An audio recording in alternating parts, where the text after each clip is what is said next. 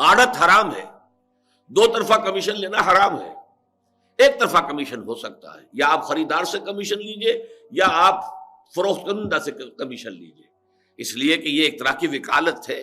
اور وکالت ظاہر بات ہے کہ ایک مقدمے میں ایک وکیل دونوں طرف سے تو نہیں ہو سکتا کہ مدعی کے کیس کو بھی وہی پلیڈ کرے اور مدعا علیہ کے کیس کو بھی وہی پلیڈ کرے، ناممکن ہے۔ دو وکیل علیحدہ ہوں گے، اور ہر طرف کا وکیل جو ہے وہ اپنی اجرت لے سکتا ہے اپنے موکل سے۔ اسی طریقے سے خرید و فروخت میں یک طرفہ کمیشن جائز ہے، دو طرفہ کمیشن حرام ہے۔ اور یہ آج کل ہمارا سارا کاروبار، وہ چاہے اجناس کی منڈیاں ہوں اور چاہے غلے کی منڈیاں ہوں اور چاہے وہ پھلوں کی ہوں اور چاہے سبزیوں کی ہوں، وہ سب کے سب یہ دو طرفہ کمیشن پر آڑتی جو ہے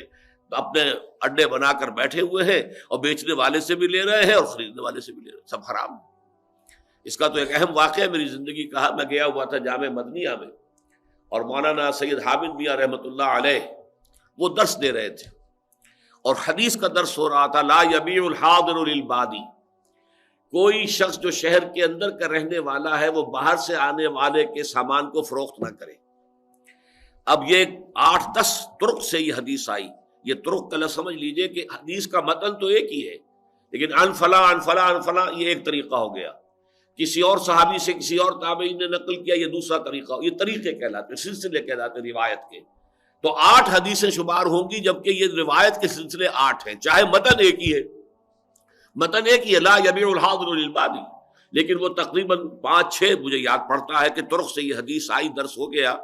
اور اس کے بعد دعا مانگ لی۔ میں وہاں بیٹھا ہوا تھا، مولانا سے ملاقات کے لیے گیا تھا، تو میں نے مولانا سے پوچھا کہ اس حدیث کی روح سے آڑت کا کیا حکم ہے؟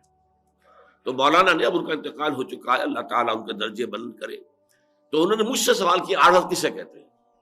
میں نے کہا جناب آڑت اس کو کہتے ہیں کہ شہروں کے اندر منڈیاں ہوتی ہیں، کوئی غلے کی منڈی ہے، کوئی سبزی کی ہے، کوئی پھلوں کی ہے، وہاں آڑتی ان کے اڈے ہوتے ہیں، باہر سے لوگ سامان لے کر آتے ہیں، وہ بیچتے ہیں، شہر کے لوگ خریدتے ہیں، اور یہ آڑتی دو طرفہ کمیشن لیتے ہیں۔ فرمایا حرام مطلق ہے،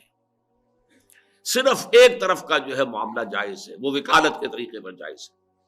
تو اسی طریقے سے میں آپ سے عرض کر رہا ہوں کہ اکثر لین دین 10% 20% دے دیا اور سودا ہو گیا، یہ حرام ہے۔